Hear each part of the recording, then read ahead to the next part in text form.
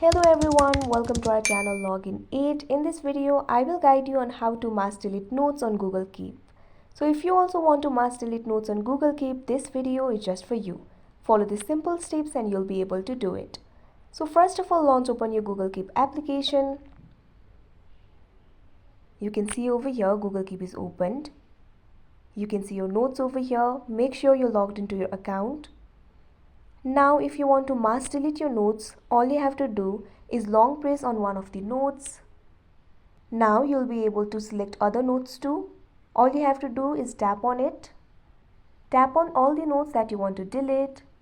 Now at the top right corner you can see three dots. All you have to do is tap on it. Now there are three options: archive, delete and copy to Google Docs. All you have to do is tap on the delete option, which is at the second. Now you can see over here the notes are deleted. So that is how you mass delete notes on Google Keep. I hope you found this video helpful. Thank you for watching. Make sure to like, share and subscribe to our channel.